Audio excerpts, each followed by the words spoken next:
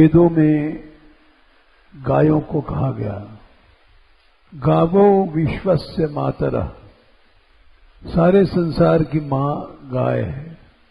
कई कारणों से कहा गया। पहला कारण तो यह है कि पृथ्वी को गाय ही बताया गया है। जब जब होई धर्म कई हानि, बाढ़ई असुर अधम अभिमानी, तब तब गो माता गाय को रूप धारण करके जाती है और भगवान का अवतार होता है। विप्रधेनु सुर संत हित, लीन मनुज अवतार, निज इच्छा निर्मित तनु माया गुण गोपार। भगवान अवतार क्यों लेते हैं? विप्र ब्राह्मण, धेनु गाय, सुर देवताओं और संतों के लिए।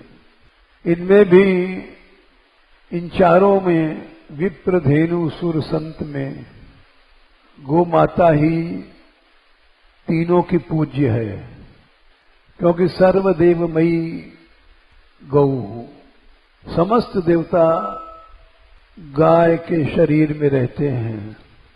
इसलिए विप्र धेनु सुर संत हित, समस्त देवता उसमें आ गए और जितने ऋषि महर्षि हैं उनके यज्ञादि कार्य गाय से ही होते हैं। ऋषि महर्षि, उनके यज्ञ, वशिष्ठ के आश्रम में नंदिनी गाय रहती थी, इसीलिए निरंतर यज्ञ चलते थे।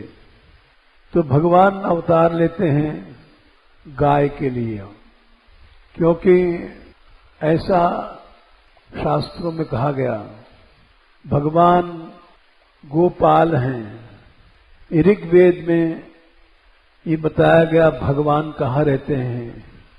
यत्र गावो भूरि श्रृंगा आयासः, भगवान कहाँ रहते हैं? जहां सींग वाली गायें, ये मरसी जर्सी गैया नहीं, सींग वाली गायें रहती हैं, ऐसी गो जाति, उसकी पहचान बताई गई है।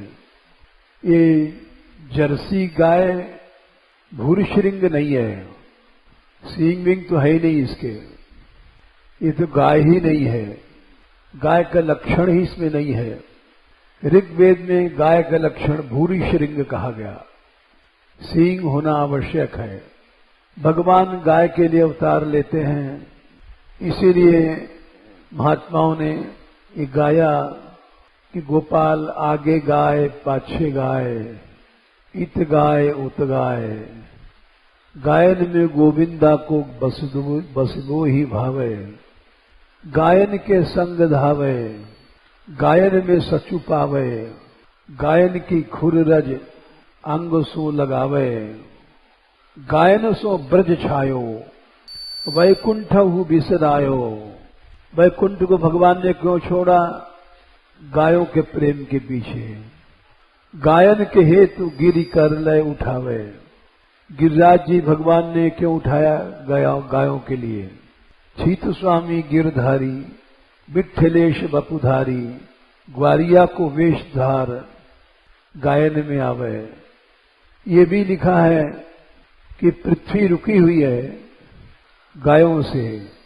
विप्रई ही, ब्रह्मवाद्य भी, सत्यवादी भी, सती भी, शूरई, दानशीष धारते सप्तभिर्महीर।